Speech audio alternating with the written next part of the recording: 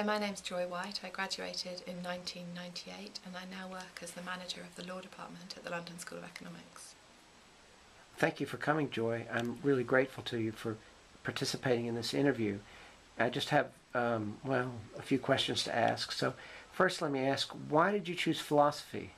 Well, I started at Reading on a different degree course actually, a much more vocational one. And after a little while on that, it seemed evident that that was not the most suitable course for me. So I chose to pursue something much more theoretical, which I thought would engage my academic interests and give me a solid grounding in areas that I was interested in. And what aspects of your course at Reading did you enjoy most? Aside from the whole environment of the philosophy department, which I really liked, the specific things I enjoyed were the Greek philosophers, moral philosophy, things that I felt related to my life and ideas about friendship and justice and so on. What skills do you think your degree gave you for your future life? I think it made me more analytical, more logical. It's made me possibly more argumentative, that I will look at something and try to pick it apart and work out what I think about it. And I think it's also made me much more reflective. So whenever I approach anything, from my work to my own sort of personal life, I think about things, I think, in a more reflective way than I would had I not done philosophy. Wonderful. What was your first job after graduating from Reading? I did spend a little bit of time just temping and kind of figuring out what I wanted to do. My first real job was working at the Arts and Humanities Research Board, as it then was, in its very early stages of development, first of all on research awards and then managing the large postdoctoral schemes that the board ran. And how long did that job last? I was there for a total of 4 years, initially in the more junior post, and then after a year I was promoted and stayed there for another 3 years. Did you find the transition from being a student to being an employee in a big institution what you expected?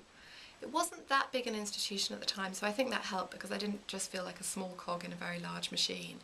I'd also been quite diligent, certainly in the latter stages of my degree, and had approached it much like a 9-to-5 job. So I'd turn up at the library at 9 in the morning in the last 6 months in the run-up to exams and stay till 5 and kind of have that limit on the work. So that felt like a quite natural transition. Oh, right. And what were the big differences between being a student and working in your first job? I think a lack of autonomy is obviously a big difference. That I had to be at work at a certain time. It wasn't an option. Although I'd done the 9-to-5 thing, I had chosen to do that. And also being in an unfamiliar environment where I had a lot of new skills to learn and work out how the workplace worked as opposed to the student life. Let me ask you some questions about your current job. Why did you want the job you currently have?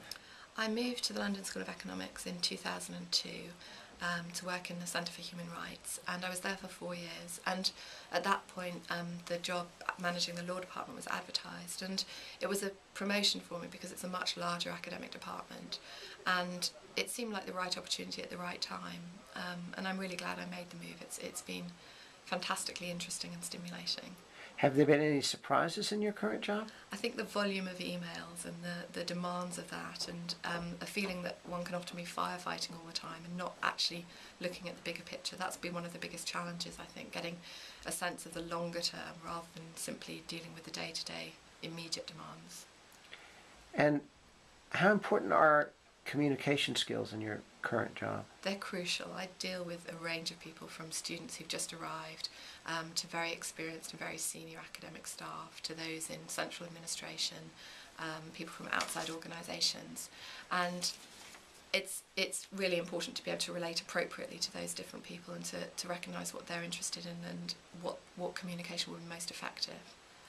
And how do you get feedback on the work you do? Some's quite immediate. My current boss is very good at giving feedback, and I actively seek that from both him and the staff I manage.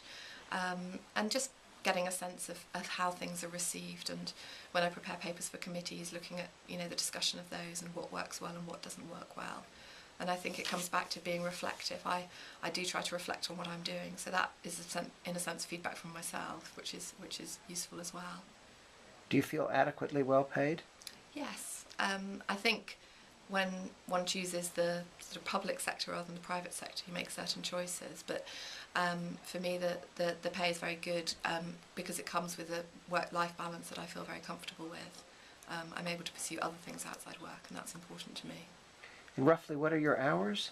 I try to keep them 9 to 5, and since having children, I've been much more strict about that. It would be easy to expand that to more time, Yes. but I'm trying to be more and more disciplined Yes. in getting the work done and not procrastinating or faffing around in any way. So how do you fit into the organization? I think for me it was an easy transition to make in many ways because I went from an academic institution to an academic institution, and so there's a lot that's familiar and I like a lot about the environment. So I found the fit pretty straightforward. Right. And do you have any tips about fitting in an organization? I think it's important to look at what the organisation wants from you and to try to provide the best possible fit for that yourself. I think once you've done that, there are obviously certain characteristics that you bring that no one else can offer. But I think it's important to not just expect to slot in with all your quirks, but to try to work out what's wanted from you first of all. Do you think that having a philosophy degree has helped you in your working life? Enormously. I think it's given me a range of skills and a kind of approach to things that is more reflective and more logical, I think, than I might otherwise be. What gives you the most satisfaction at your job? I enjoy most the work that involves looking at sort of longer term planning and strategy. I find that most interesting and stimulating. There's a lot that needs to be done that's less exciting than that and more day to day and mundane. But the longer term planning work is the area that I enjoy. I also manage quite a large team of staff, and I really enjoy seeing people develop in the post and see how they settle into the work and develop and grow in it. So how do you see your role evolving and your plans for the future? I'm not sure. I think I'd like to move to a more strategic position. I've had children in the last few years and that's changed a little bit my balance between my work life and my home life. And I'm hoping to move to a part-time position that focuses more on planning and strategy, which for me would be a dream job in many ways. I think I want to continue, even if I'm doing a very similar job, to continue to develop in that and to do it to the best of my abilities. Let me ask you for some last thoughts, and here's the first question. What do you think current students should be doing to make sure of the futures they want? I think it's important to realise that a degree alone isn't sufficient, that other experience is really important, and to make the most of that. To look at where you want to be, to make the most of opportunities when you're studying, to do other activities, whether that's within the department or outside it. I worked on the student newspaper and that was something I really enjoyed. And I think just enjoy the time when you're studying as well, because it's a relatively short period of time, and it's important to make the most of that in terms of access to academic staff and the time to pursue your own study, which is a luxury in many ways. Do you have any final advice for our current undergraduates at Reading? I think looking at applying for jobs, I would say definitely value quality over quantity. I look at a lot of job applications and it's clear, there's a clear distinction between people who've spent a lot of time on that specific application and people who've just thrown a lot of very similar applications into a lot of not that similar employers. And go to interview well prepared, make sure that you know about the organisation that you're being interviewed for and that you ask intelligent questions when given the opportunity to do so. And make the most of your studies and all the skills and knowledge that gives you. Well, thank you very, very much for participating in this interview. I think your answers actually been terrific, and we're just really grateful to you. Thank you. It's a pleasure. Thank you.